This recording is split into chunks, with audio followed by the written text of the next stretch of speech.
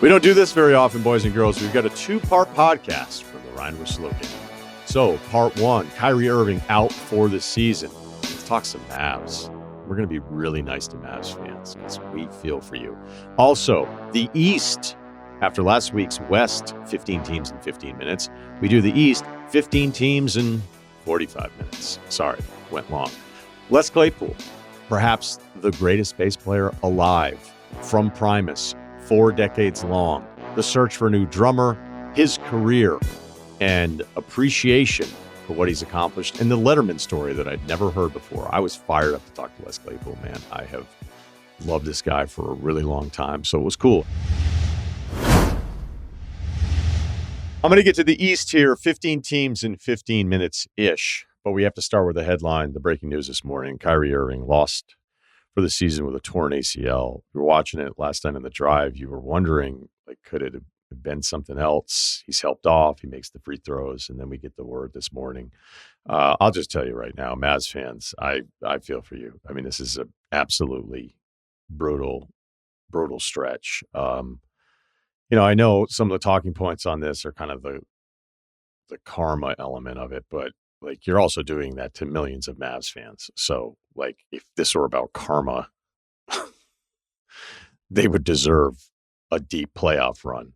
Because I still think with a healthy AD and a healthy Kyrie, and I've mentioned this before, I really like Dallas and their offseason and some of their improvements around this team with Luka in place, considering this is a finals team last year that, had to navigate a really tough West.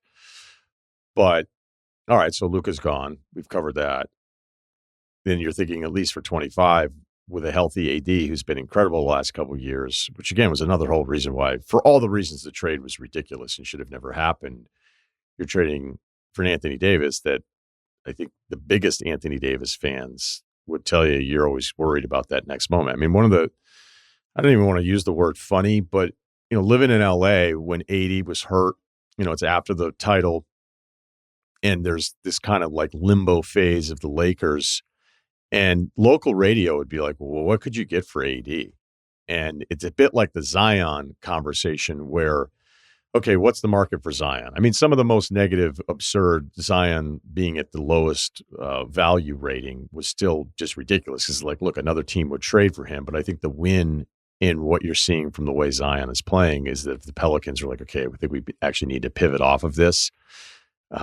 His market has recovered. It will recover if he continues to play like this and is healthy going into the offseason. So when you think about the lowest point of the Anthony Davis stretches, where it wasn't about his playing, it was about his availability, and then trying to project out as he got older, being okay, what kind of contract do you want to do for somebody like this? How much can you really bank on him? And then you have local talk shows, which again, I'm not even being critical of the local talk shows because I did it, and it's just kind of what you do is could you trade Anthony Davis? What do you get for him? And back to the Zion point is that really the best thing you can hope for is that he plays well. And then if you wanted to make a move, that he would be available or more interesting to more teams, because you just start to talk yourself into the recency bias of what you've just seen from a player. And in this case, Anthony Davis goes to what could you get for him into Luka Doncic years later because AD was healthy and playing really well. But the fact that you would trade Luka, again, to just one team. And I know there's been some reports that they had kicked the tires on other players. From what I had heard, Dallas may have inquired about other stars, but didn't really lay out any kind of blueprint that involved Luka. So then it becomes a debate of semantics.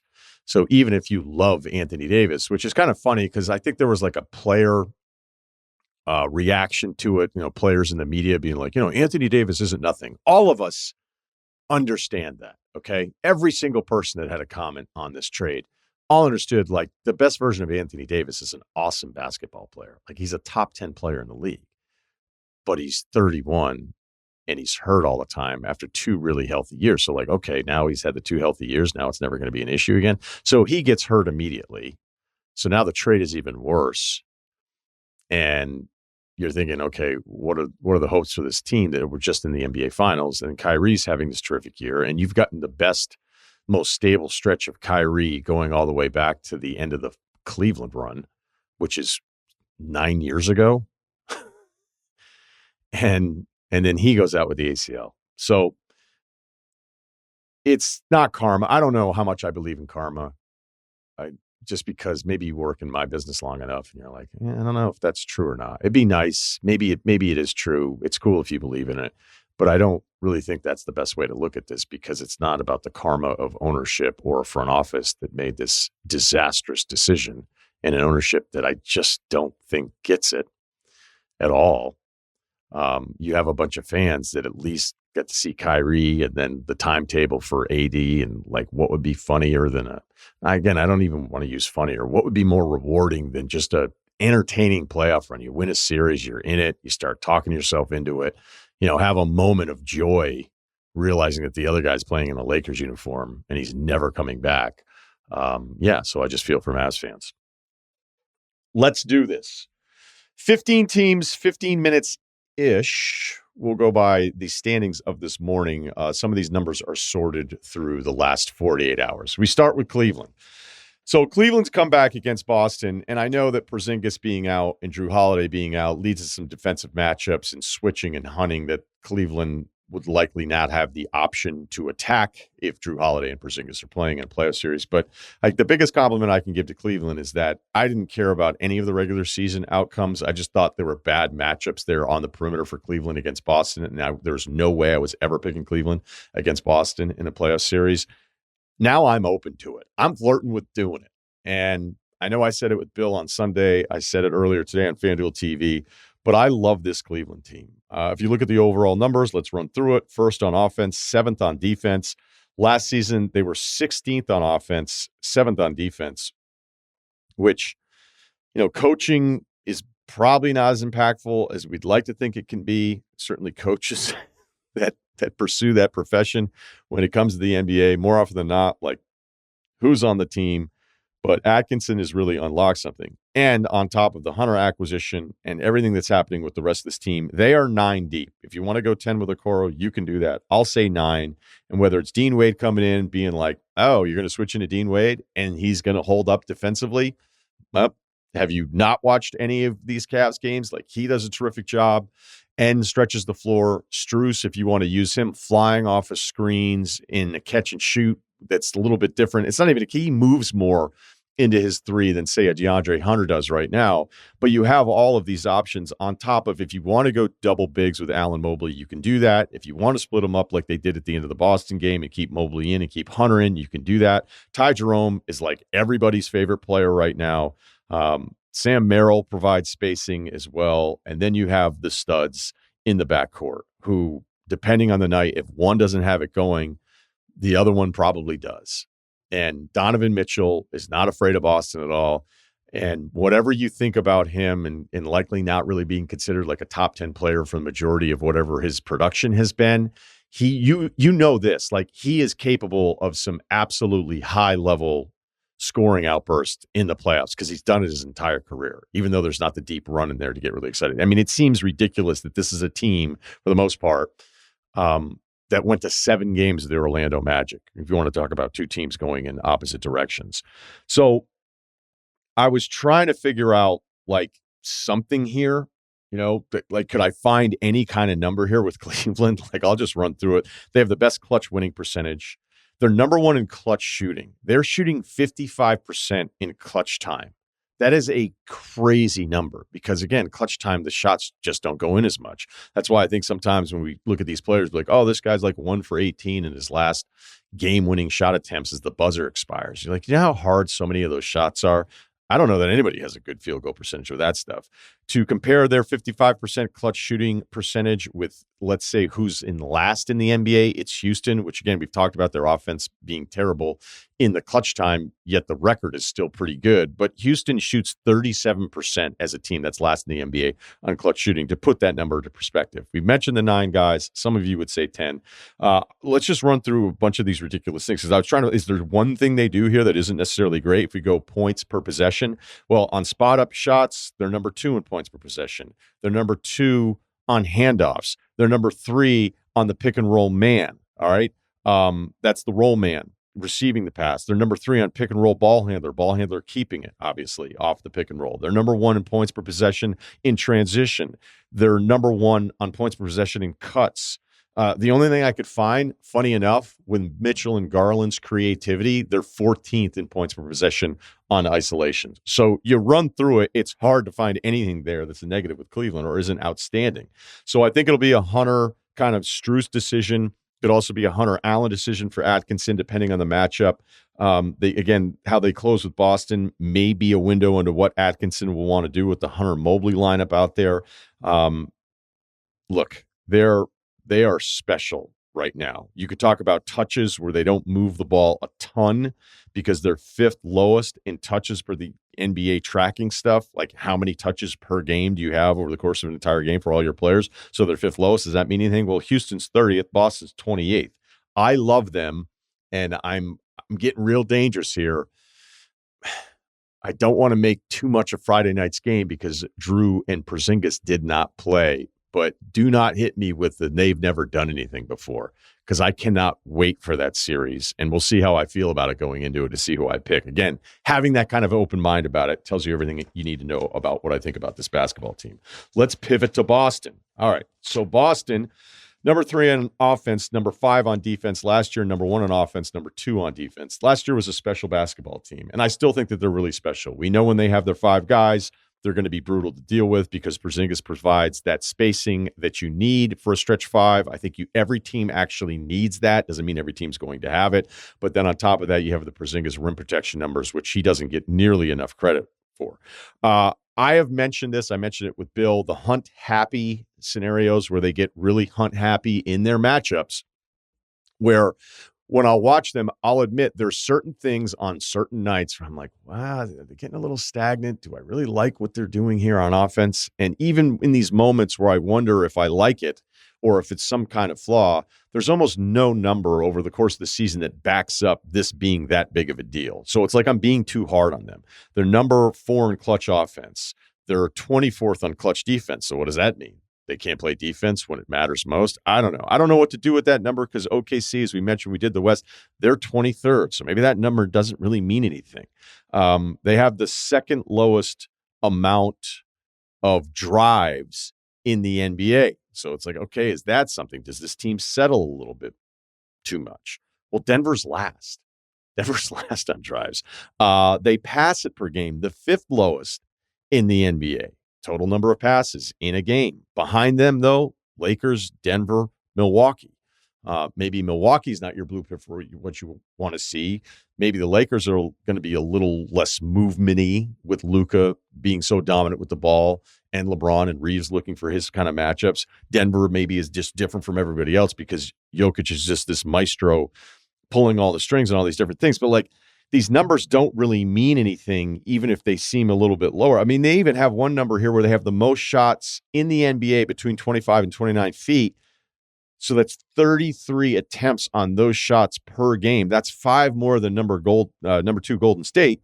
That's a pretty big differential between number 1 and 2, but they make 37% of them. So there could be a few things over the course of a Celtics game where I'm like, I don't know what's going on there. I think if there's an anti-Celtics argument, it could be, hey, they coasted through the East because everybody was hurt the whole time. So some of those questions we had about stagnant kind of one-on-one basketball, but not really driving and settling for some of these mid-range, getting into threes a little bit too early. Was that not exposed because they weren't really tested? And maybe Dallas wasn't even the best team from the West, and that's who they faced in the finals. It's a terrible matchup for the Mavs.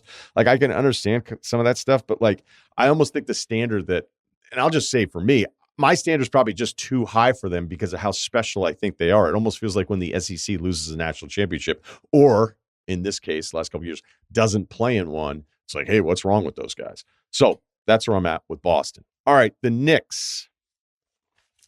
Probably guessed where I'm going with this. The Knicks defensively, that's really what this conversation's about.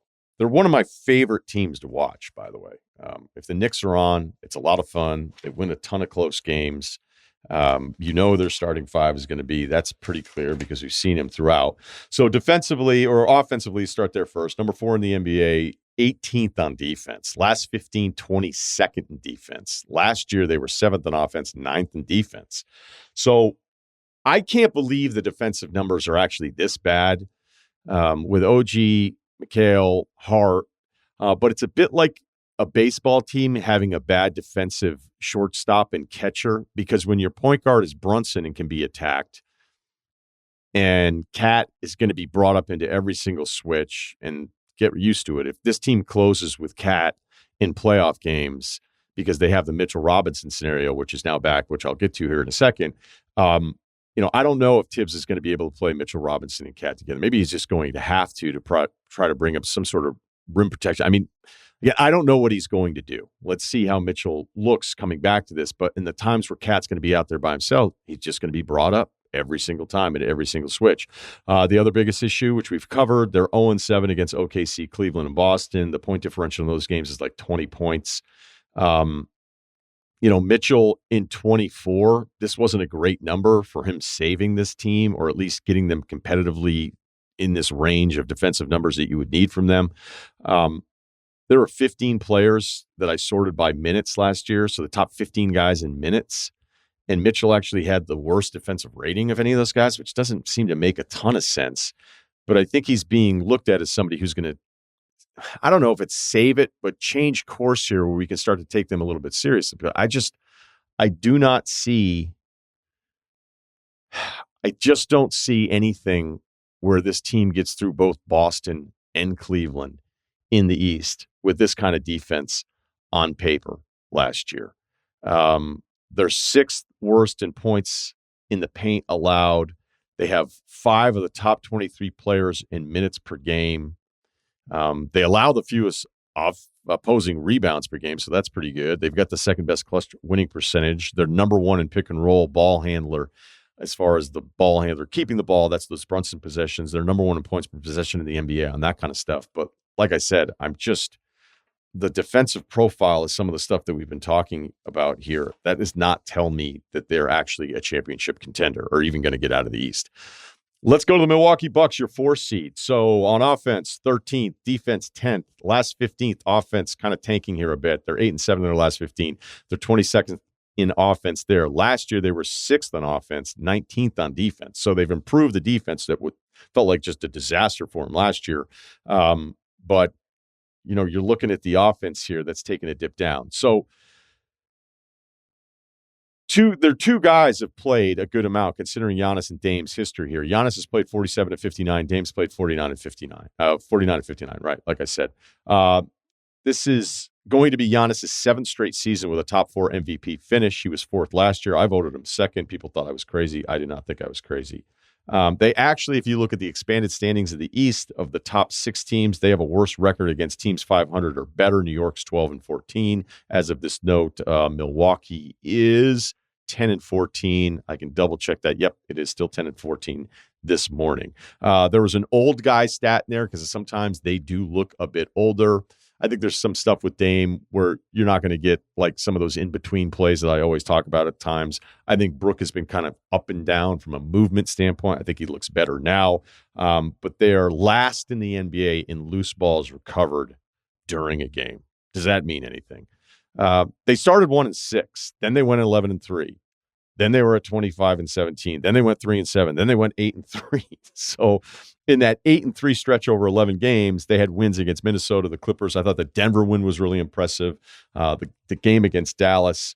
So they've been an incredibly streaky team. But like I said, there's another part here too. They're the only top 6 team in the East that has a losing record on the road. The Pacers are 15-15.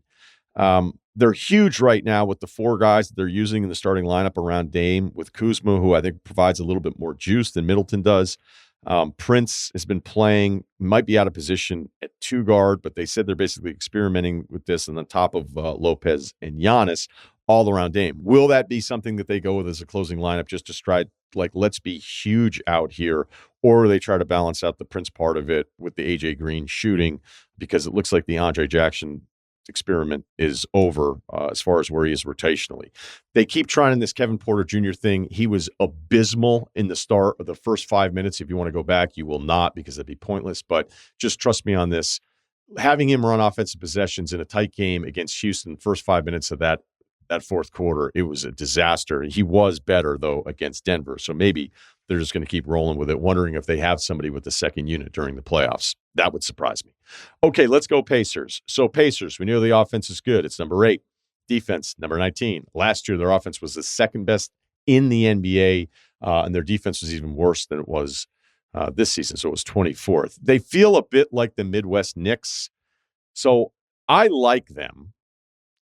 We have not talked about them a lot because I think it's met with kind of a collective shrug. Like, yeah, like I like their depth. There's a bunch of players I like. The problem is when the Pacers play in a playoff series, how often are they ever going to have the best player in a series? My guess is never. In the 4-5 matchup against Milwaukee, no. Say they beat them against Cleveland, no. So Halliburton, I don't think will ever be the best player on the floor in a playoff series. And it's tough to survive. It's tough to be a team that goes deep in the playoffs. Now, I know what you're saying, Pacers fans. Oh, really? Russillo? They made it to the Eastern Conference Finals last year. Well, I think there's some conference finals doubt. I would put them in that group of teams that makes a conference finals, but that's not really who you are. I don't look at you as a Final Four team of one of the 4 or 5 best teams in the NBA. Because if you look at the path last year, against Milwaukee, Giannis played 0 games in the 6-game series. Dame played 4 of the 6. Against the Knicks, OG played 3 of the 7 games. Mitchell played 12 total minutes. Brunson was pretty banged up. The overall numbers are pretty good there. So, defensively, it's been pretty bad throughout. If we go through this, in February, they were 20th. January, they were 2nd. And then December, they were 21st. November, they were 24th. So they had a January number in there that was really good defensively, but it's really probably not who they are. I like the 8 with Nesmith back. Halliburton post-All-Star has been reminiscent of pre-All-Star Halliburton in 23-24, where he was, a 22-12 on assists per game, 40% shooting splits. Then 26 games after the All-Star break, he was 17-10. That's the assist number there, not rebounds. And the shooting splits were terrible for him, 45-30. So I think at least that part of it, because he was so good at the beginning of last year, you're like, oh my God, like, look at this guy. Like, dudes are just getting on Sabonis' case. He's like, I'm over here boxing dudes out. How is this my fault? But, the OB TJ McConnell minutes with Thomas Bryant playing center because of the injuries this year, they're all net negatives. You're asking a lot of Turner.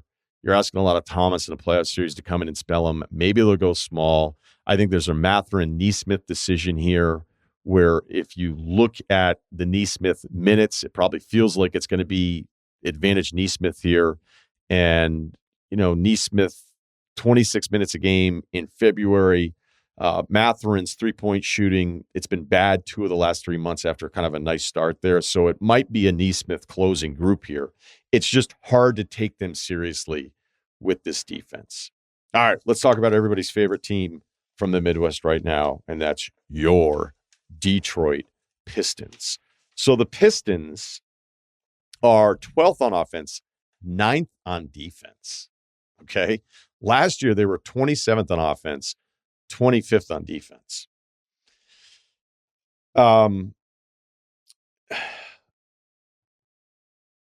They won 10 of 11 games this year when they won 10 of 11 after the win against Utah. That's the first time they've won 10 and 11 since 2007, 2008 season, I should say. Sorry.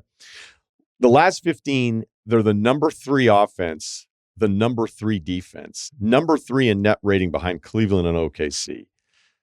And it's not really about the passing and the touches, because there's been talks of and again, I still would love to know how many Pistons games Monty Williams has watched this season. Because I wonder if he ever just watches hey, they got some good players on this team. The passing, touching, movement, and all that kind of tracking data, you wonder, is it they're getting? No, because of Cade. Cade is a bit like the Luka Harden model of I'm going to kind of figure it out until I figure out how to best use this possession, and it has worked for them. But playing defense at a higher level and having your true shooting percentage improve from 26th in the NBA to 14th in the NBA, even just being average, means you're going to be in a lot more of these games. So shooting and defense is helped a lot of this stuff.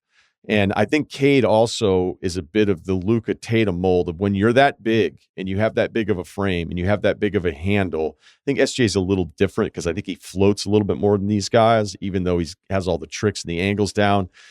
There is something to be said about the way the game is officiated right now, that if you're playing to contact, but your body is almost a shield against the defender, once you can figure those things out, and around the rim, where Cade had struggled so much earlier in his career, he's figured that out. On top of everything else, Cunningham, where he's just got this terrific vision to keep the possession going later or keeping his teammates engaged later because then he knows he might find them.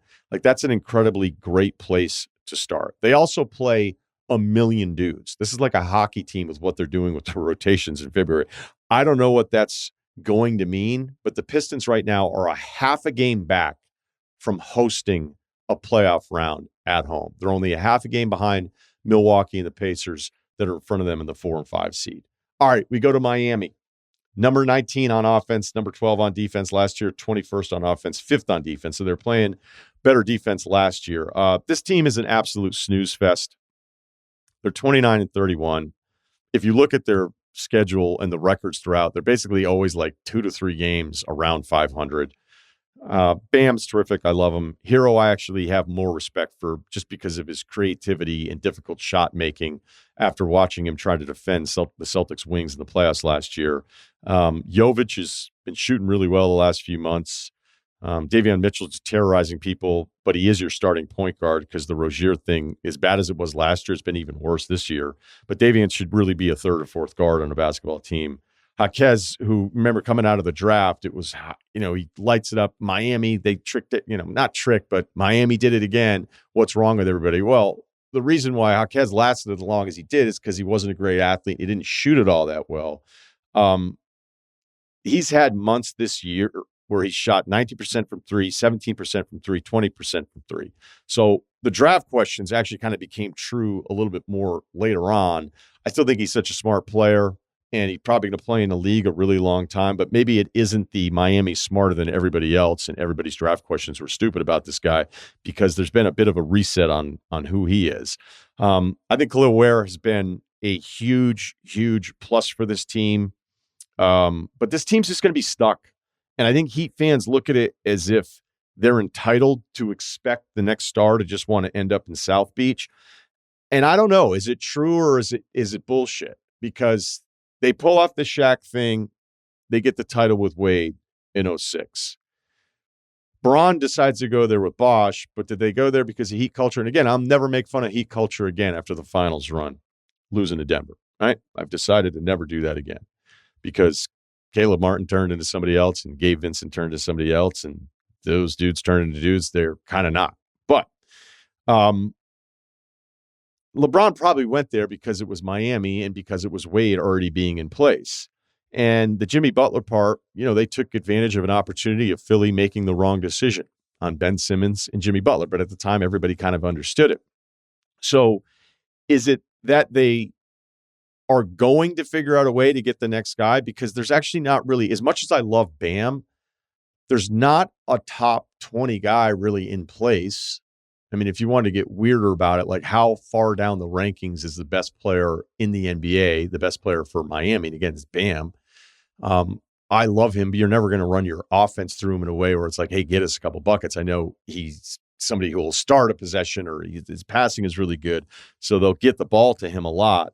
But I think Heat fans just kind of look at the landscape of the NBA and be like, hey, who's coming? Who's next? I don't know who's coming. I think this team is really stuck right now.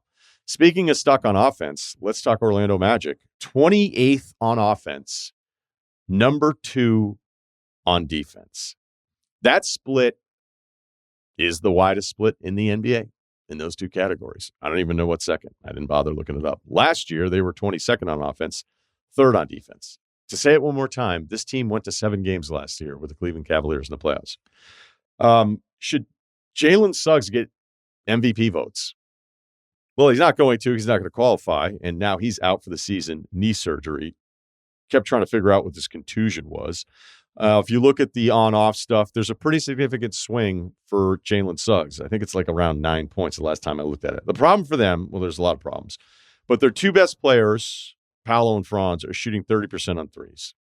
and they take 12 a game, or at least they take 12 a game in February, where Franz is shooting 29% and Powell is down to 27% on threes. So you're looking at two scores that are combining for 50 points a game in February, and they're at like a number where you're not going to tell these guys to stop taking threes, but other people would be told to stop taking threes. Now, some of it, to be fair to two players that I still really like, they're just so bad on offense, whatever they're trying to get into. And man, I'm telling you, when it is bad, it is unwatchable. I think there was a Stan Van Gundy game where I just really appreciated his just absolute like exasperation watching them try to figure out what they were going to do. And I don't know why it's this bad. But it's a lot of, what do you want to do? Maybe we'll do this. Oh, this isn't working. Okay. Franz, shoot it. Paolo, shoot it. So I have, I think, a fairer eye in how bad some of the shooting is. I don't know what the shot quality stuff is here, because I was looking at the wide open shots. I was looking at some of the quality tracking stuff that's out there, because I was like, is it that they just have the lowest quality of shots? Well, on wide open shots, they actually were like 14th most in just a closest defender not even being within 10 feet. That's how they track wide open shots. So it's not like they're not getting any of them. But this team is just forever has spacing issues. And for $66 million, you wanted a little bit more out of KCP, and he's shooting 31%. And you want to talk like all don't notice him? I think he's all don't notice him second team NBA this year. I guess I could just say all don't notice him second team. KCP would get some votes. There's some other guys who you're just like, I know they've had some injury stuff here, but you're like, what the fuck is going on with that guy? It is so bad on offense. It's just so bad. They have a really good 1-2. They'll have Suggs back. The Anthony Black stuff, the numbers are okay, but I expected a little bit more out of him, especially with the opportunity because of the other injuries. Cole Anthony's been really good for him. He's probably a sixth man forever. Jet Howard has not been really good for them. But I think ultimately what you do if you're running this team is you go, we had an awful year for a bunch of different reasons, and you stay the course and you run it back next year, because that's what most basketball teams do. And I think Orlando would probably be considered one of the more patient front offices in the entire NBA. This episode is brought to you by State Farm. State Farm helps you score an affordable price when you choose to bundle home and auto insurance with the Personal Price Plan. You can choose the insurance coverage that fits your needs at a price you can afford. Talk to a State Farm agent today to learn how you can bundle and save with a Personal Price Plan. Like a good neighbor, State Farm is there. Prices are based on rating plans that vary by state. Coverage options are selected by the customer. Availability, amount of discounts, and savings and eligibility vary by state. Let's talk Atlanta Hawks. Buckle up. They are your 9 seed as of today. They're 28-33. They're 20th on offense, 20th on defense, consistent. Last year, 12th on offense, 27th on defense. Last 15, 25th on defense. So at the beginning of the year, I was hopeful. I think 3 summers going in it, like I kind of like some of their guys. They move on from DeJounte Murray, which wasn't playing basketball. It was taking turns between he and Trey last year. I think the Dyson pairing next to Trey is a lot better for them. Jalen Johnson is one of my favorite young players to watch in the entire league. He is out. Last game that he played in, the team finished up with a loss at 22-22. But now that Hunter is gone, that Jalen has been hurt, Bogdan was gone, I think we could get into some Bogdanovich stuff or just asset management stuff in general and talk about that. But they got Terrence Mann back, so that's fine. And Bogdanovich was shooting 30% from 3 this year. Just some terrible advanced numbers with him. Hunter, he went from too expensive, bad contract, what are they doing, to teams really wanted him. Although, look, they didn't kill it necessarily on draft pick compensation coming back with 3 second rounders and 2 swaps. And again, I can't get on the DeJounte trade. I can on the first part of it, but moving him out when I like the Dyson complement better to Trey. The problem is now that these dudes are gone, we're back to peak Trey, and it's terrible. He's 31% usage since the trade. Since the deadline, he's 31% on threes, taking 10 of them a game. He's 33% on threes for the season, the lowest since his rookie year. He's got the worst advanced stats since his rookie year. And it's a significant drop-off in the direction that it's been going here. The end of the Detroit game was just gross. If you watch it, you know exactly what I'm talking about. And here's a stat for you. If you log the opposing player scoring against your player in the paint. Trey ranks 547th out of 547 players. Not where you want to be. Chicago, hanging on. Looks like they're going to be your 10th seed as the teams behind them race to tank. Chicago is 18th on offense, 26th on defense. Last year, they were 19th on defense. 19th on offense, 26th on defense. They make Miami seem exciting. What do you possibly want me to say about the Bulls that's insightful? I tried. Remember January 22? So let's go back 3 years ago in a month or so. They were 27-11. I remember doing a thing being like, man, it's a really good start. But I'm wondering, do they have enough size on the perimeter to deal with Giannis in the playoffs? Then we didn't have to worry about that. If you go from that 27-11 record, again, from January of 22, they are 122 and 147 over 3 years. I don't know what they're doing. I don't know what the point of the team is. Kobe's good. He's bad on defense. Vooch has good stats. He's 34. Giddey's 37% from 3 this year. And he's been insane from 3 in February. But they just have a bunch of guards that are probably all guys that come off the bench on other teams. Pat Williams, just not going to work out. Buzelis is the most exciting thing about this team. Again, Buzelis is the most exciting thing about this team because you're just like, maybe.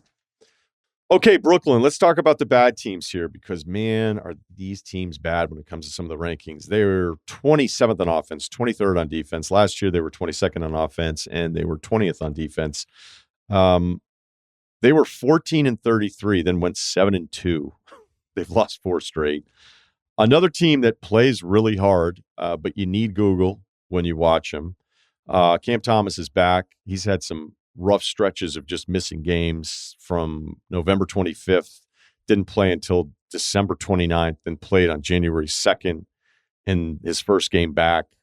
Friday night, 17 shots, 21 minutes. He is better than I gave him credit for this summer. I just think he's a pretty high volume guy that plays the game one way, but I would say the difficult shot making is impressive. Cam Johnson, asset. Claxton, kind of an asset. Those 3 guys are probably your starters. Keon Johnson's been getting a ton of minutes. Killian Hayes, 38% from 3 with the Nets. That's probably not going to last. I've seen games where Watford is the number 1 option. I've seen games. There was a recent game where the rotation, the 5 that were out there, I believe, were Watford, Reese Beekman, Tyrese Martin, Jalen Wilson, who's been okay, but not shooting it great. And then Tosan Ewuma, who played soccer at one point. So, yeah, this is the real ones out there. Who he play for, like the guys on TNT would be like the Nets. I'm just going to keep guessing Nets. So I just wonder what the player trade asset here is, because if you think of Brooklyn still as a destination, I don't know if people still look at it that way. I mean, I know you get something for Cam Johnson. You probably could flip Claxton for something, but considering I don't know that there was a ton of interest in extending him a contract beyond what he had already made, I just don't know what is really enticing about the asset here. Again, this is what's going to happen with some of these bad teams. Their lottery odds are 6th, 7th best, depending on the day. And honestly,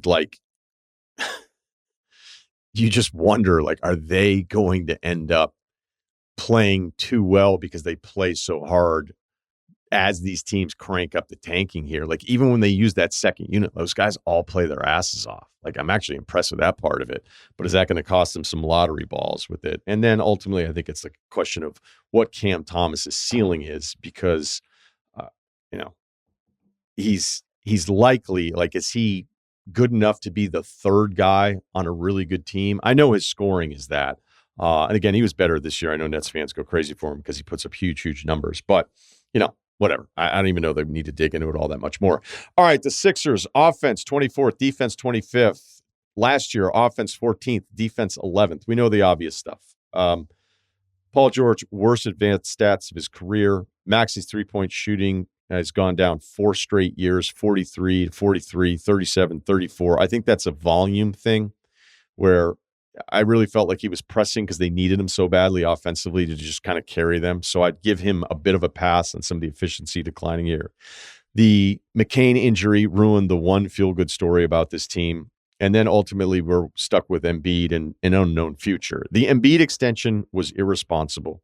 There's plenty of times where something will happen. I'll have a thought. And then a couple days removed from that thought, or somebody will say, hey, you know what was really going on here was like this thing or that thing. You can try me on the Embiid thing and tell me there's all these things that I don't understand about it. I'm not changing my mind. 3 years, $193 million, fully guaranteed, not like the previous extension where they had protections. You saw him laboring, like, thanks for the Serbia quarter, but for the most part, he looked like he was diminished. And maybe that's the positive, because like the on-off stuff with him and Embiid historically has been, this is a special basketball team in the regular season when he's been out there. That did not happen this year, because when you watch it, it's like, hey, he got his stats, but did you see him? He does not move unless he has the ball or knows exactly where he's moving. So knowing that they gave him this extension when they had him under contract for 2 years and a player option, right?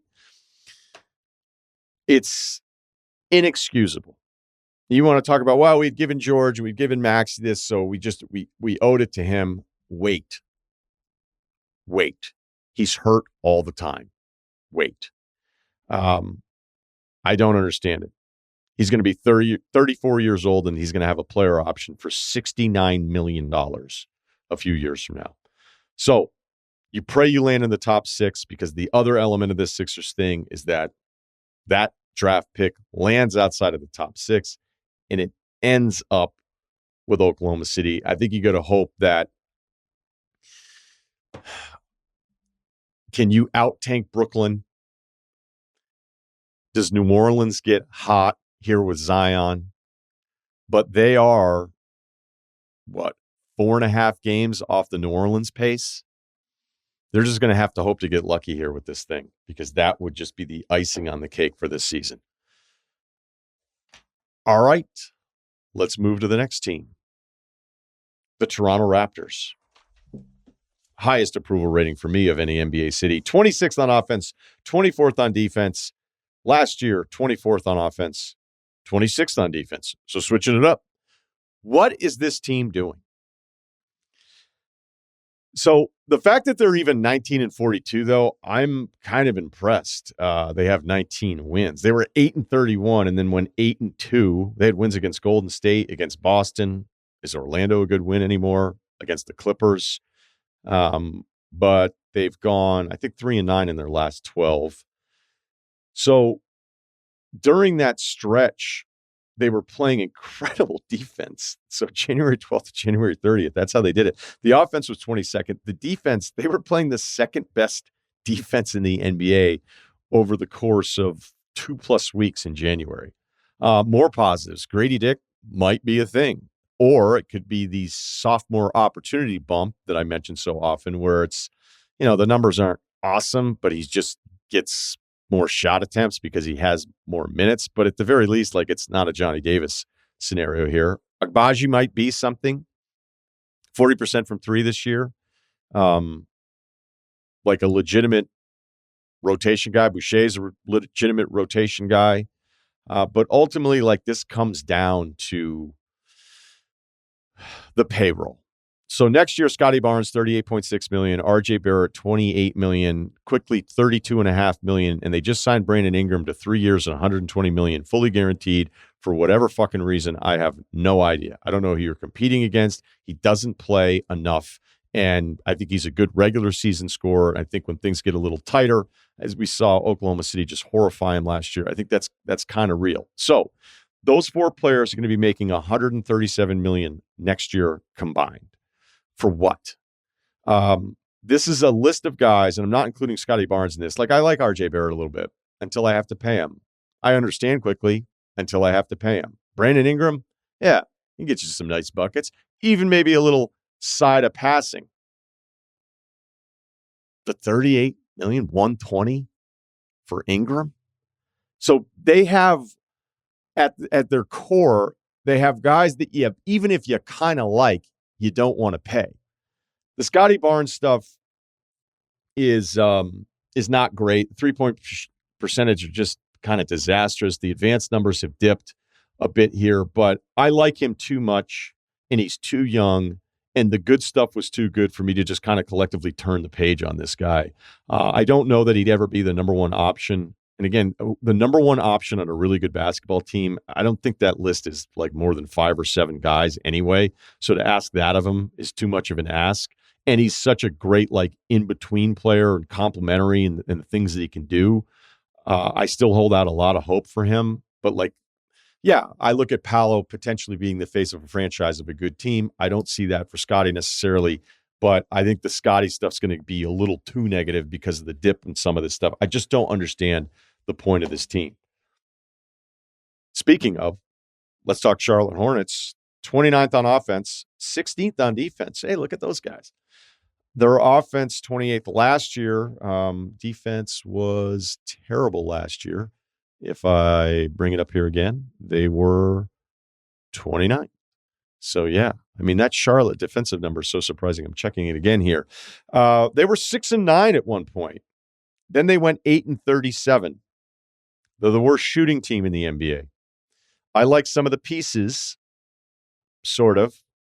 Miller's going to be a player. Mark Williams Part 2 has been really good. Salon, in.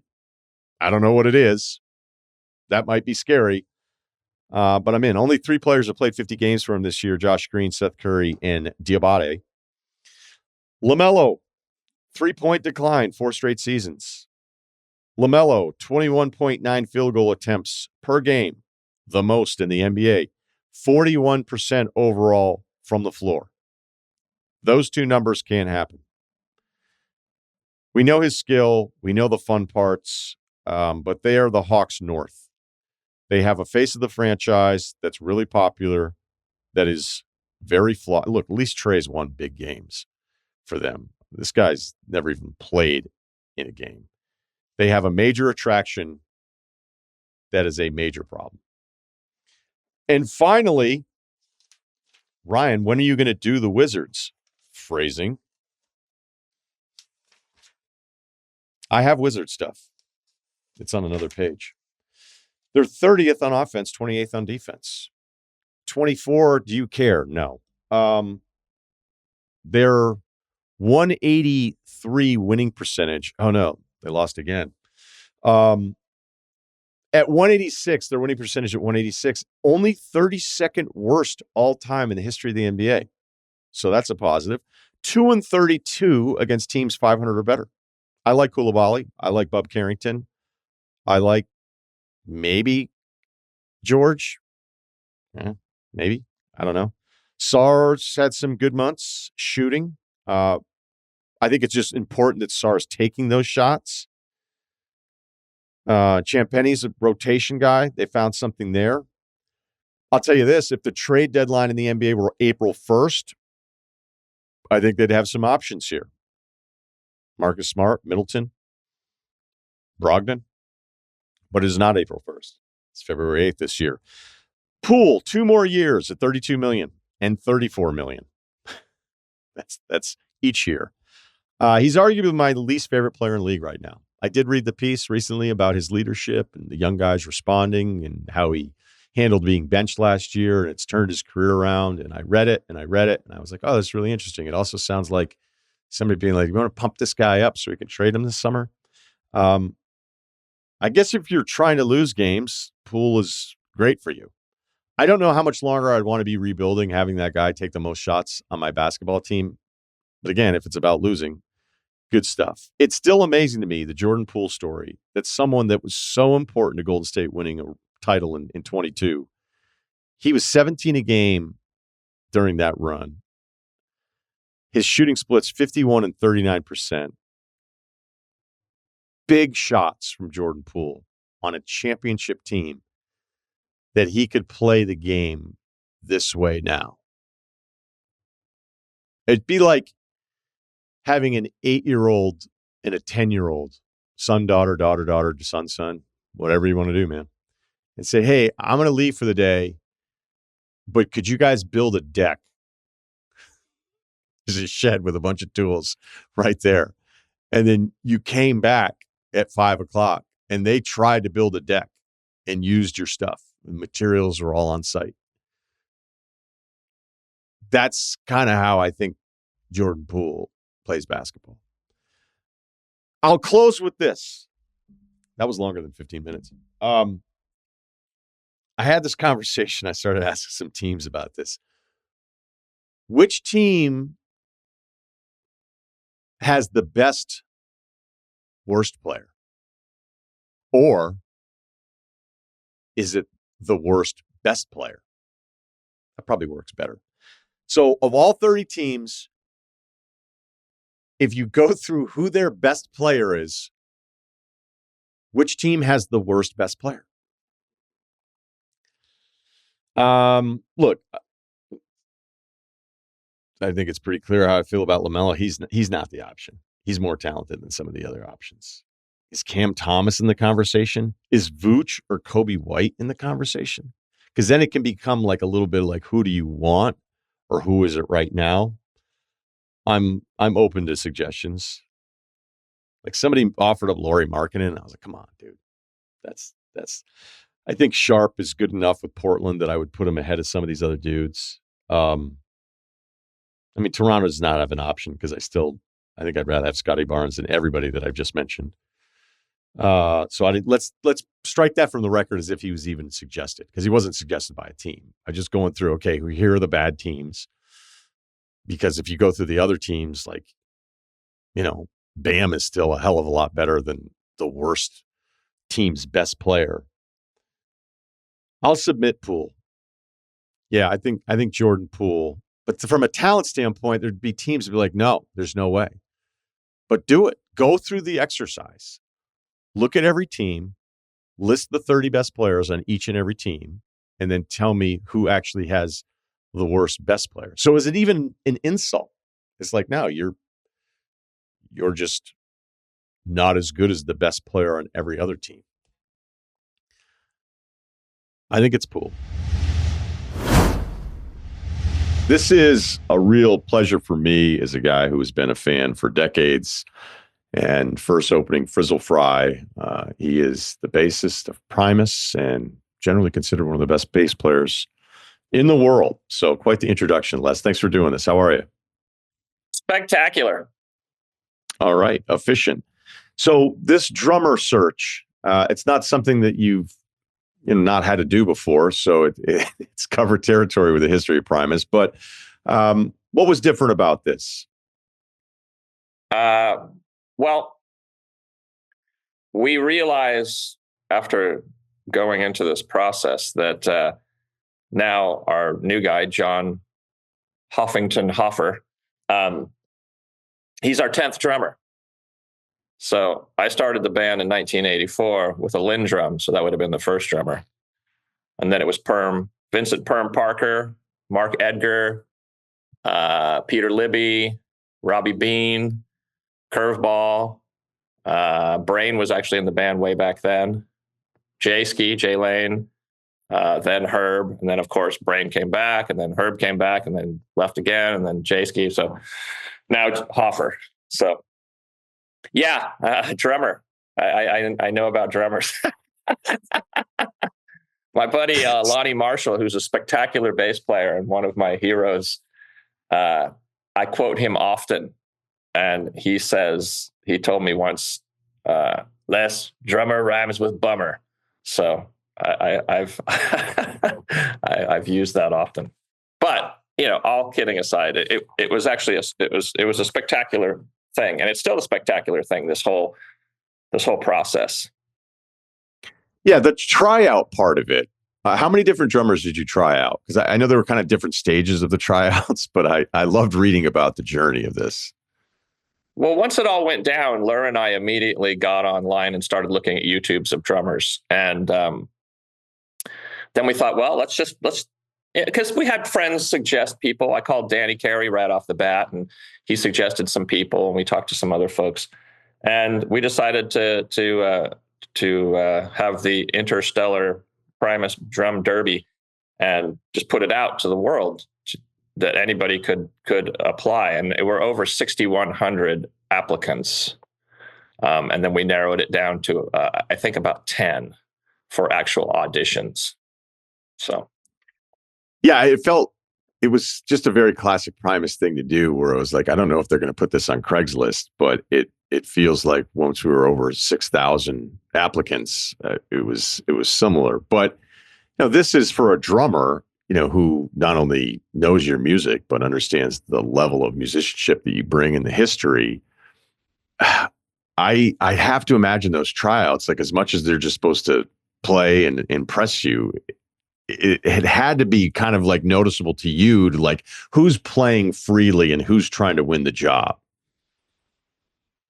Well, I mean, once you got to that 10, all 10 of them, and it may not even ended up being 10. I think a couple dropped out before we even got there.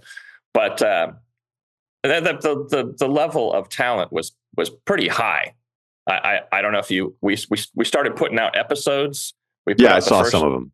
Yeah, the first episode came out last week. We're about to release the second episode, and it just takes forever to edit this stuff together, so they're not coming out as quickly as I would like. But our guy Ageno is working around the clock and kicking ass at it. But you watch these episodes, and they're all amazing. These guys and gal are unbelievable, next level type shit.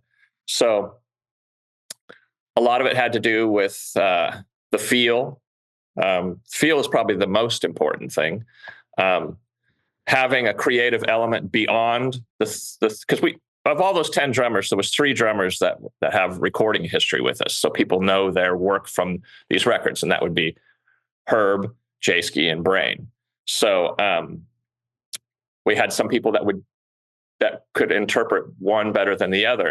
And we were really needing somebody that could do justice to all 3 players, and their feel and their thumbprint as well as have something of their own that was exciting to add to the future. Because we wrote a song in the process of this whole thing that we actually recorded with a couple of the guys. And at some point we will release that as a new Primus track.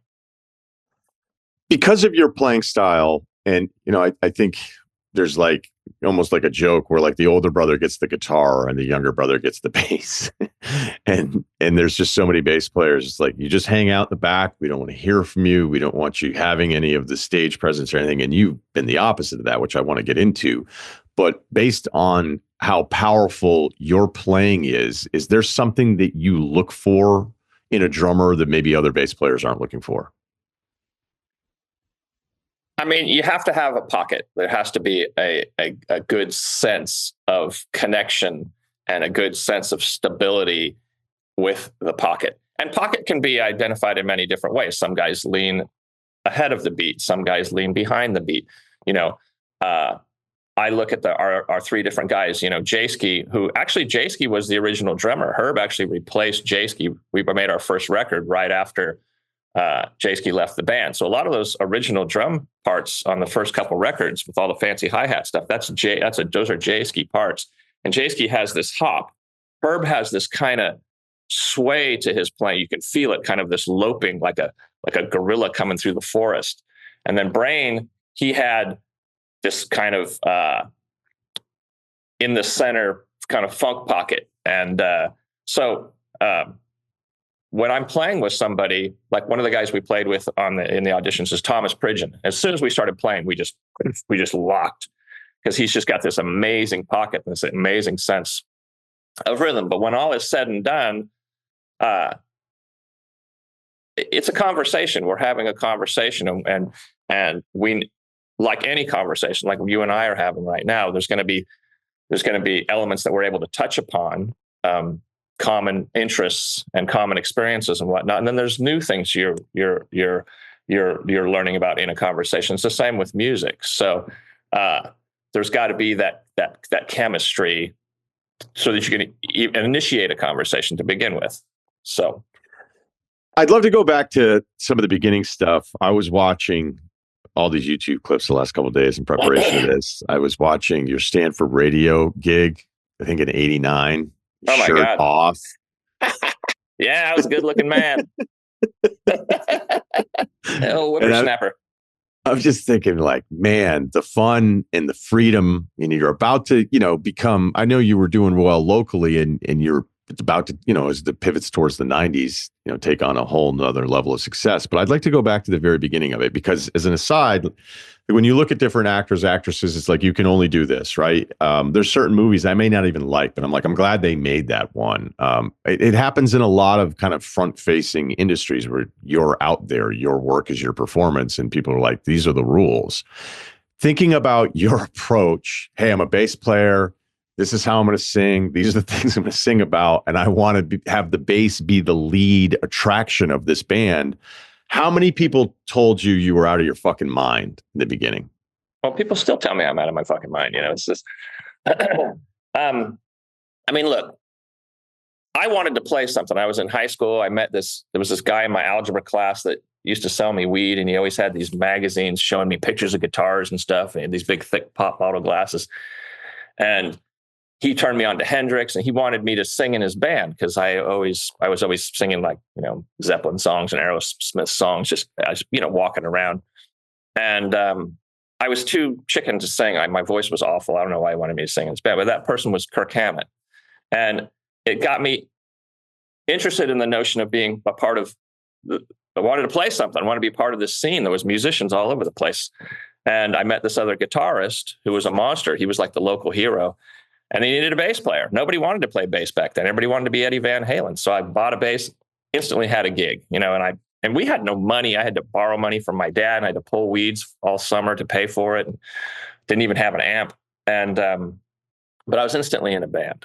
So for me back then, it was guys like Geddy Lee, Chris Squire, and then discovering Louis Johnson and Stanley Clarke and Larry Graham, these guys. And in the funk world, the bass is very prevalent. Always, I was a huge Isley Brothers fan, so I just loved that sultry element of the bass, and it was always up front.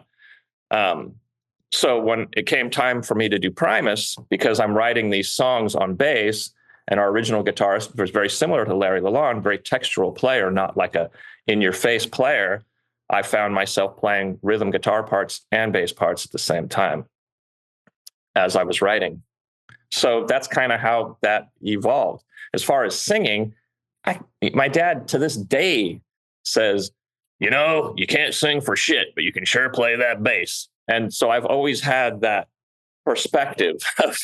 So I didn't want to be the singer. I would write these songs, and all the singers I'd work with, I never liked the way they approached my songs, my material. So by default, I became the singer, and I felt more like I was a narrator. In fact, every song I did, that's why there's so many characters like John the Fisherman and Jerry the Race Car Driver and Tommy the Cat, all these different, because it was easier for me to step into a character as if I'm in a play or something and be Mel Blanc than it was for me to try and be Peter Gabriel, who was one of my big heroes back then. And I could see guys like John Lydon, who doesn't have a historically pretty voice, or Tom Waits, do these things. And I was like, well, shit, I can at least do something like that. And that's how Primus evolved into what it evolved into. If I'd have been in a bigger band, I would have played differently. I would have sung differently. But there was a lot of real estate for me to cover, especially since I was writing a lot of the initial tunage on the bass. When did it click for you? I mean, first of all, that was a incredible, it's an incredible answer. So it's what I want to dig into. I think I probably have a follow-up that, but I have a follow-up before that one. It's just, I think those of us that can see somebody master something to the level that you have playing bass, was there, I know all of us want to be, did you just pick it up one day and you were a natural and you were just a genius? Obviously that's not the answer, but what was the moment where it was like, oh shit. I was just naturally a genius. I always say, the bass just happens to be the Crayola that I picked out of the box. It just happens to be the crayon I grabbed, because I still would be drawing similar pictures no matter what instrument I played. It's just, that's the Crayola I picked, so it has the timbre of the bass. I don't even think of my bass as a bass. If I'm playing like a traditional song or something, sure, yes, I'm find my spot and I do my thing. But when I'm just creating stuff with it, I'm just trying to make sounds that are interesting to me and are what I'm feeling at the time. So as far as it evolving, necessity is the mother of invention, and Primus has always been this thing where the guitar, like I said, has always been very textural, not so much in your face, and it's been the initial tunage has generally been driven by my bass parts, because that's where it'll start. Not always, but most of the time. So if I'm sitting there playing, I'm holding down the rhythm and doing all these things. And, the hardest part of it all was singing and playing the stuff at the same time. And it's still hard, because theoretically you're playing rhythm with the bass and singing melody. So that's why I can't play piano, because it's hard for me to do that, to even wrap my head around that. But that's always been the most difficult part, is singing and playing. And there's times when I've just had to force it, like Tommy the Cat. I just knew I wanted that line, the whole "Say Baby" thing to fit with that bass part. And it took me forever but once you get it and it becomes part of your subconscious, it clicks, and there it is, Or Jerry the Race Car Driver. He's trying to sing that thing over that part. Oh my God, it's crazy at first, but you keep just hammering it and hammering it until the bass part becomes subconscious, and then the vocal part can just flow. In theory, it doesn't always work. No, but I do understand it. I understand. Like, I think that's one of the most amazing thing about instruments is the first time you try to mess around with something, you go, what am I thinking? What am I thinking? And then there'll be that moment where the next day you'll go, wait, my finger just went there. It just went there automatically. And I don't care who you are. Like, if you've never played an instrument, I don't know that you could ever understand that process of like unlocking your brain. I don't know what else there is. That maybe it's some stuff in athletics where you just subconsciously, like, you just know where you're supposed to move. But yeah, that's something that unlocks something that is probably very underutilized.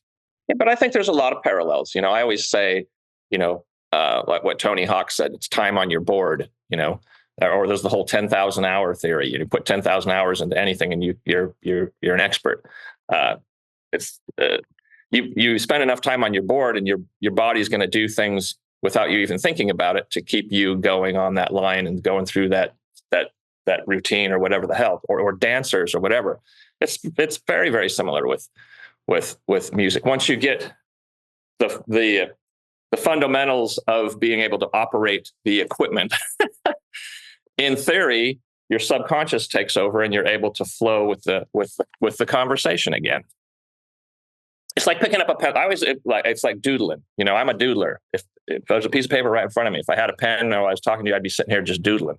And by the time we're done, there'd be all these drawings. And I don't know what the hell I'm doodling, but all of a sudden there'd be these drawings, and some of them might be kind of cool.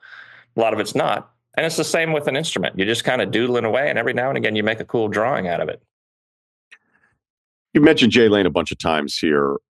What were those early days of like coming up with the lyrics, coming up with these characters and these concepts, and really doing something a lot of people hadn't been doing for a rock group? Do you know Jaski? I don't. Oh, okay. Well, Jaski came along, like I said, he was, I had drummer number 8 or I don't even know. But he came along, he was a local hero in San Francisco. He was in a band called the Freaky Executives. And there was a whole world beat scene that was going on in the Bay Area in the 80s. And it was amazing. It was this incredible scene with the Looters and Big City and Freaky Executives. And the Freaky Executives were basically like the Time, Morris Day and the Time. And Jaski was a local hero. I used to work for his band. I was a roadie for his band sometimes. And we all looked at, oh, Jaski. And our drummer at the time, it just wasn't working out. So I called Jaski and said, hey, man, we're looking for a drummer. You know anybody? He's like, oh, dude, I want the gig. I want the gig, man. It's mine. I want the gig. And all of a sudden, I called Todd Huth. I said, Jay Lane wants to be in our band. He's like, holy shit. And Jay came in, and we had already had a bunch of songs that we've been playing for, a handful of years. And he came in and just played him his way. And it completely changed everything. There was this energy to his playing. Like I said, he has this feel and this hop, and he does things on the hi-hat that nobody can do. So it completely, it invigorated the band and the audience as well. So a lot of the stuff already existed as tunage wise, but he just came in and revamped everything. I don't know if I answered your question. You did because I know that at least in some of the interviews that I've read, just I mean, your timeline of family members on this, it's just so funny. It's hard to keep up with, but just some of the creative stuff of like, all right, what got us to that next level? Because there had to have been. Was there ever like an executive meeting where it's like, hey, your quirky little thing here, and you're pretty good on that instrument, but like, there's no way there's long-term success. There's no way there's long-term commercial appeal to what you're trying to do, say on the first couple albums. Oh, I mean, I had those internal conversations all the time. I remember years ago we had somebody from Polygram, or got a hold of him. It was on my phone machine. Somebody from Polygram. I go, "Oh, this is such a from Polygram. I've been hearing about your band." And we're like, "Oh my god, this is amazing!" So because we'd make we'd make a demo tape like once a year. We'd save up money. Me and Todd, we'd save up money, and we'd go in the studio we'd rent a studio for one 24-hour period because it'd be $1,000 for one day, and we would just go the entire 24 hours and record like 4 or 5 songs. And then we'd have this demo that, we spent our hard-earned money on because we were both in the trades. I was a carpenter, he was a pipe fitter. And that would be our demo for a while. But I remember sending the stuff to Polygram or whoever it was. And we'd always get that thing of, wow, well, do you ever think of getting a lead singer? You guys ever think of growing your hair out? Because back then it was all the hairball bands were popular, And you ever think of growing your hair? You ever think of wearing these clothes? You ever think, it was all that shit. And we're like, fuck, So I'd heard it since the get-go. When you get that first call from record label, you think, oh, here we go. This is going to be it. And then you start getting those suggestions of things you could change. And I remember at one point can't remember if it was after Suck on This or Frizzle. It was definitely Suck on This. We got offered a publishing deal. And so I remember sitting there with our attorney, and he said, for this publishing deal to go sideways on you, you'd have to sell over 100,000 records. Do you guys honestly think you'll sell over 100,000 records? This was our attorney. And we're sitting there going, wow, 100,000 records. Shit, that's a lot of records. And of course, we've sold millions of records. We didn't take the publishing deal, and thank God we didn't. So we sold millions of records. So we never thought we'd get on the radio. We definitely never thought we'd get on MTV. We never thought we'd get any of that stuff. So as it was coming, it was kind of hilarious. I remember we were on MTV before Metallica. We were like being played, and Kirk says to me, how the hell did you guys get on MTV? Well, what the hell? Because we were on 120 Minutes a lot. And he was baffled by this, as we all were. But we were very fortunate, that we made that first record by ourselves with money that my father loaned us. My father didn't have a lot of money. He was an auto mechanic. He loaned us $3,000 or whatever it was to make this record. And we sold them to stores. Me and Lur went around in my car, Magia, stoned out of our minds, selling 5. Oh, that store took 5. Wow. Oh, that one took 7. Oh my God. We were super stoked. And then it got on college radio. And then we made Frizzle Fry with the money that we had made off Suck on This. So we were very fortunate that Rough Trade and Caroline Records got behind those records and helped us get them out. And then the greatest thing that really happened to Primus was Interscope Records, Tom Whalley. Tom Whalley came to a show, I think it was at the Stone in San Francisco. He wasn't even there to see us. He was there to see the opening band. And he saw us, and he saw the energy of the crowd, and he came backstage and said, I'm Tom Whalley. I used to work, I think it was Capitol. I'm now with this new label that's just starting called Interscope Records. I want to sign you guys because you guys have something going on. And we were being courted by a couple labels at the time. And the only thing Interscope had put out at that point was Rico Suave. Remember the old Rico Suave song? Sure. Gerardo. Still holds up. Yeah. So we're like, really? What the hell? What's this label? But Tom was such an amazing guy. We met everybody at the label. They all became very good friends. And it was like this just team of friends. And it was like this family thing. And they let us do our thing. Tom Whalley used to always say, until the Brown album came along, he used to always say, whatever you guys are doing, it works. Just do your thing. And we would get to just go do our thing. And we'd bring it to him, and it would sell, and away we'd go.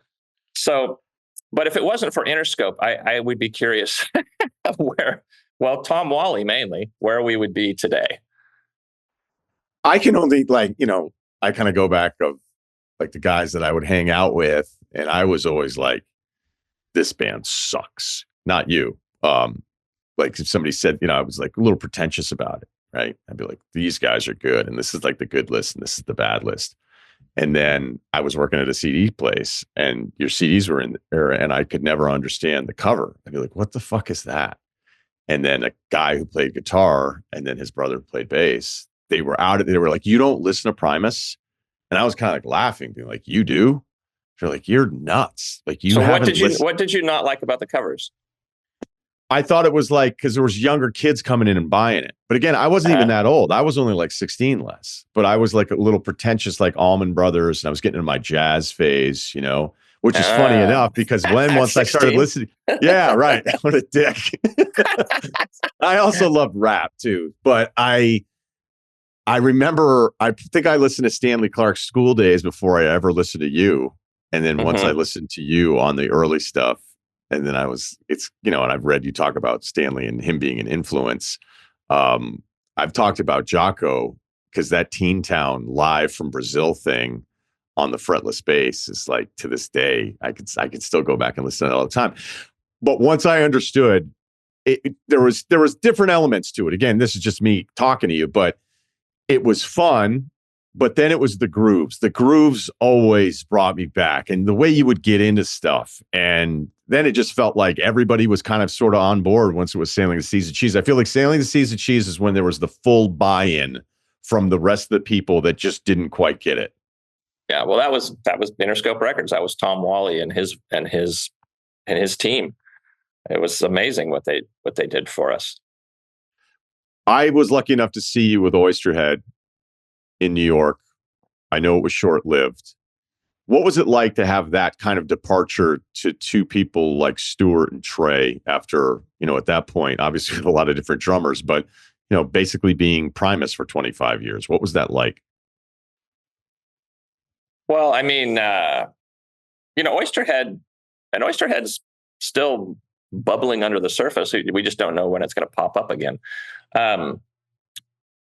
That was an odd thing, and it's a wonderfully odd thing because my manager at the time was working with Galactic, and he was becoming a big part of that whole scene, that New Orleans scene with the Superfly guys and whatnot.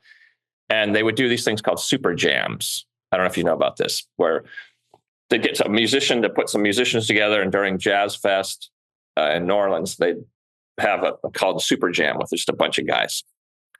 So they asked me to do a super jam.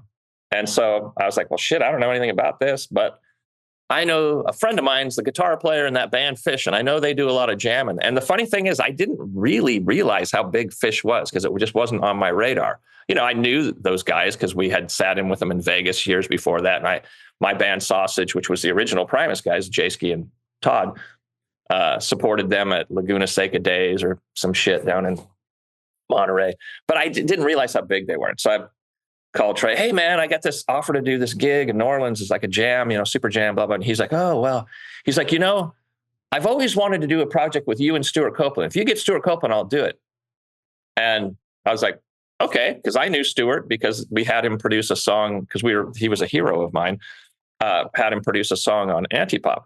But I think Trace, I know for a fact because Sad Brands told me, Sad Brands told me, he's like, hey, Trey didn't want to do it. That was his out because he was like, well, if you can get Stuart Copeland, I'll do it. And I was like, all right. And I got Stuart Copeland. So he was like, oh shit, now I got to do this thing. And so we got together and jammed and did Oysterhead. And then we made an album. And, it's become this legendary Sasquatch of a thing. But what was amazing about Oysterhead is I was becoming disheartened by the whole Primus world at that point. It was, Antipop was a tough record to make because we weren't really getting along that well. I had a couple little kids, so I was kind of alienated from the band a little bit because I was a father with kids and they were still running around single and all this stuff. And then the whole scene had changed. It was like, we were being included in these things like family values and stuff like that. And I didn't like that scene. I was like, I was repelled by it. And then all of a sudden, I'm part of this scene that doesn't care if you're wearing a backwards red baseball cap or whatever. They just want to see you play your instrument. And that's the jam scene, the whole Oysterhead thing. And I was like, this is incredible. Here we are. We're just jamming as if we're in a garage back in the days when I was in high school with my buddies and Kirk Hammett included, just jamming in somebody's garage. But people are paying to see this. This is incredible. So then I got asked to do another band for a Mountain Air Festival, which became Frog Brigade. And then it just kind of launched me into that world. So Oysterhead was this amazing, wonderful fork in the road for me. And it was spectacular. It was very eye-opening. That Frog Brigade show that you did, I think it was summer of 23.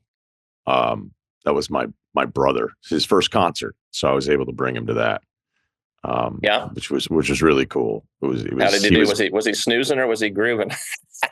No, he loved it. And you put on a show too. It was kind of like, he was almost like looking around going like, this is what these people can do. And I'm like, yeah, like, especially when they're this special. I can close on this because I don't want to take up more of your time, but you mentioned Danny Carey, who I'm lucky enough to have met a bunch of different times through a mutual friend. I've been lucky enough to go see Tool live.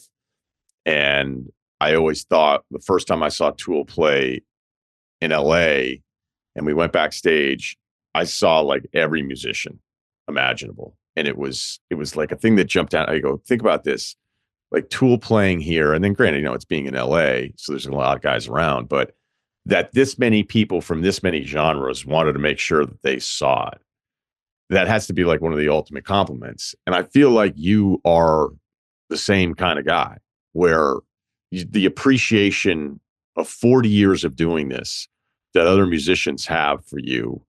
I know you're probably a pretty well-grounded guy and maybe there aren't days where your just ego is through the roof, but this is an incredible run for something that was so different than everybody else. I'm wondering if you're getting to an age in your life where you're acknowledging how special this run has been.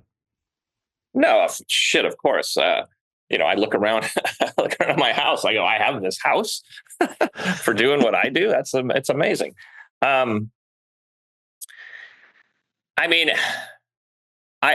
Like I said, we never expected any of this. When you're a young kid, you're like, I'm going to take over the world and blah, blah, blah, blah. But as you get into it and you realize that you're the odd duck on the pond or whatever metaphor you want to use, it is interesting to look back at all this. But for me, what I feel like I'm most proud of for my resume or what's going to be on my tombstone or whatever is all the heroes that I've gotten to befriend and play with. And, I'm in a band with Stuart Copeland. That's fucking amazing. Danny Carey is going to play with us next week down in Dominican Republic because we didn't have a drummer at that, anymore.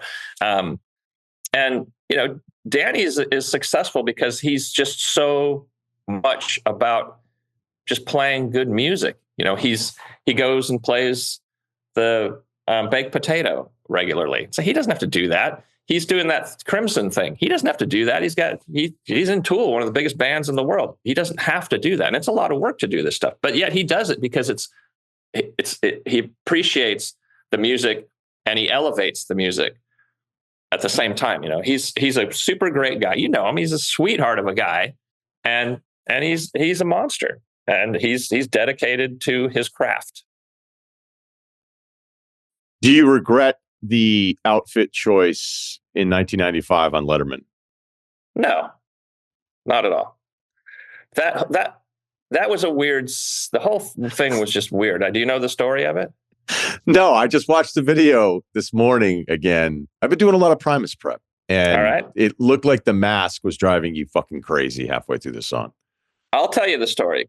Larry Lalonde and I were huge Dave fans. We'd say, we're going to watch Dave. Every night we'd watch Dave back in the day when Hiram Bullock was in the band and Steve Jordan was on drums. I mean, it was epic show. We watched it all the time. We were insanely excited that we're going to be on Dave.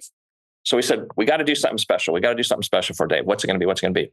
I said, well, let's wear the penguin suits, because we had done this photo shoot that was kind of this, and it wasn't meant to be goofy or zany. It was meant to be just kind of odd. We wanted it to be odd.